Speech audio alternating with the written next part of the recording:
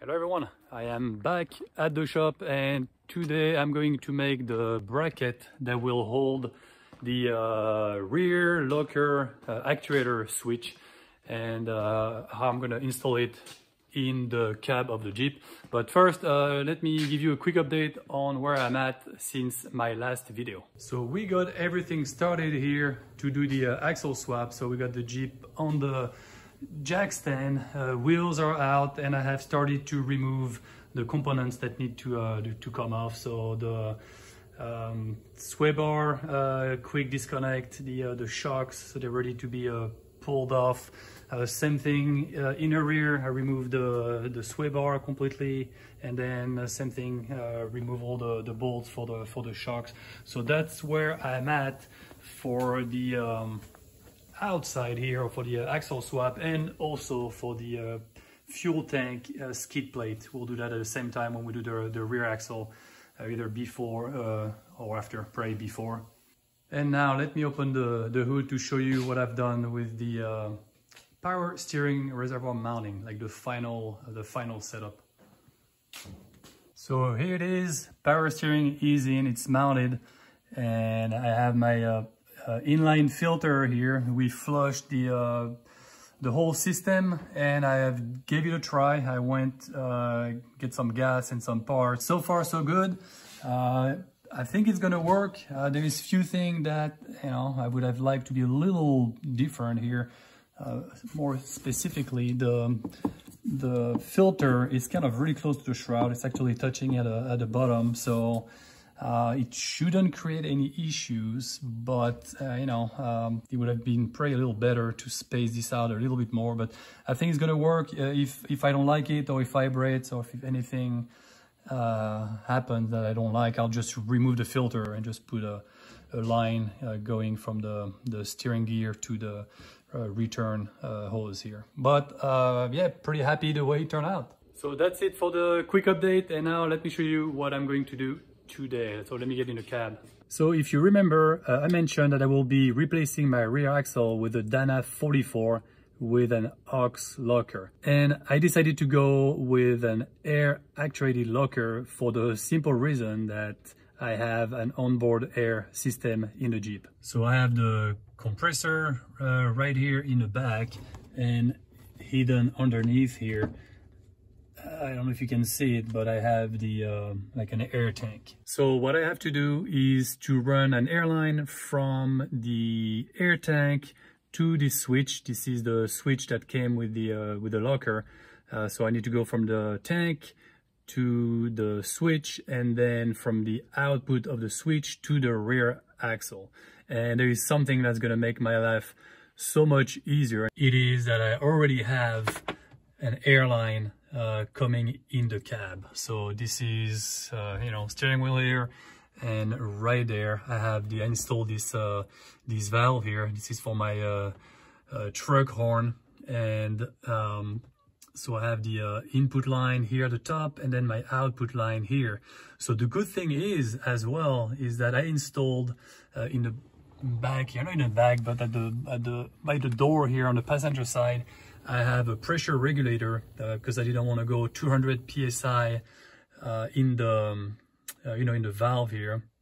So I do have a pressure regulator that is set up at 90 psi, and for the aux locker they recommend to have 85 psi of pressure to the rear locker. So I'm good to go. So pretty much the only thing I have to do is to split the line here. This is my input line at 90 psi, and then do a split, and I will go in the input line of the switch, and then I will just have to run the output from here all the way to the back of the Jeep to the axle, and then I will have the switch right there by me to turn the locker on and off. So what I'm going to do today is to make the bracket to hold this switch. So the switch came with this 90-degree push connector for the airline, and this is the input line. So I am going to install it this way kind of like I'm going to straddle the airline that I have here. So the input airline will go in the back straight into the 90-degree fitting, and then I'm going to run my line out here on this square part here. So I need to make a the bracket that will put the switch just like this in position, and I'm going to use the bracket that I made for my truck horn valve. So I'm going to use this piece here to hold the bracket. So what I'm thinking about doing is to just do a simple L bracket that will go from the bottom of this one here, from this aluminum bracket, go out, cover all this, and go straight up, and then I will have to drill a hole somewhere here on the bracket that will hold the switch here. So it shouldn't be too hard. So I'm going to do the mock-up in cardboard as I usually do, and then go full metal, and yeah, see if it works. So I pre-cut my piece of cardboard here, and I already bent it, and that was pretty easy, and this is the way it's going to go. Let me try to do everything with one hand here. So this part here of the cardboard is going to be attached to the lower part of my valve bracket, truck horn valve bracket, and then I will bend this part like 90 degree, just like that. So this piece will be solidly attached to the aluminum part in the back, and then I will have to do a hole somewhere here where my thumb is, and then I would run the switch through this hole here, and then the nice thing is that will also cover up all the airline here, kind of making the whole thing look a little cleaner than what it is right now, and how it will be when I have more airline in the back here. So that's what I'm going to do. So this is my template. I have my bend line already here, so I'm going to transfer all that to a piece of steel, sheet metal, and bend it, drill it, and then take this part off the Jeep and drill it, tap it, and then I'll see if everything works. And for the routing afterwards, it will be pretty easy to get out of the Jeep because I already have this line routed here on the, it follows the A pillar, and then it goes all the way down, and then it goes out on the floor of the Jeep underneath my bed platform here. But I'll show you when I get to that, when I install or run the airline, when I have the axle in. So let's make the steel bracket.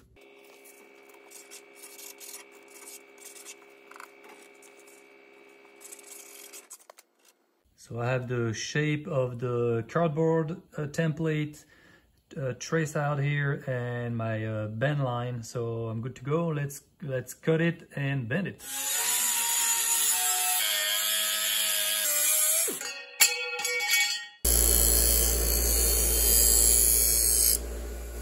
So I cut my steel template to shape, and now time to bend it in my high-tech bending machine.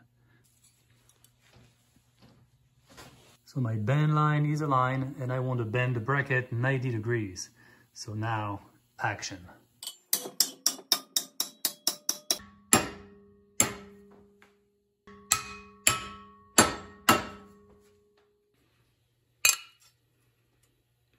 Well, it looks like my eyes are calibrated, pretty close to 90 degrees, and that will do for this mock-up. Okay, and something I forgot to do earlier, I'm gonna round up the corners here so that I don't cut myself. That's better. Okay, let's see if that's gonna fit. So put that underneath the bracket, and yeah, looks like it's gonna work. And the nice thing here is a bonus, I guess, but when that's going to be installed, I will have a big flat area here, steel area. So, as you can see, I love magnets, so that would give me even more like magnet space for whatever I want to put there. So that's cool. So yeah, so now I'm going to take everything apart here and drill my plates, reinstall everything, and see how everything looks like.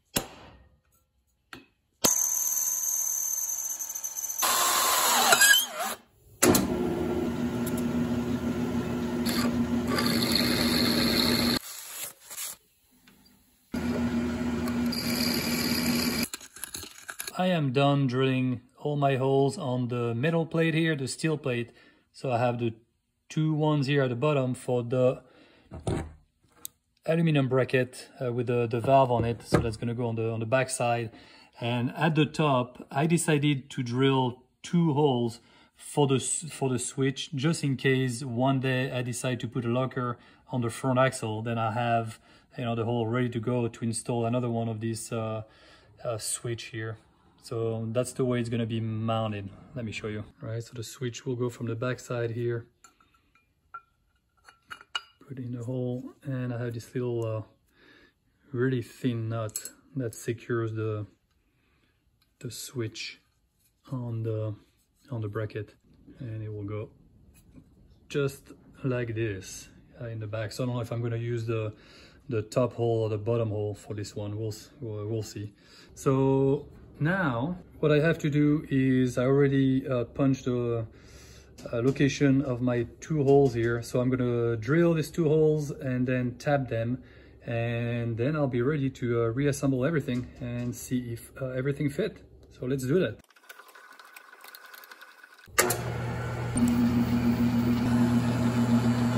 The 2 holes are drilled on the aluminum brackets, and now it is time to tap them 1/4 inch 20.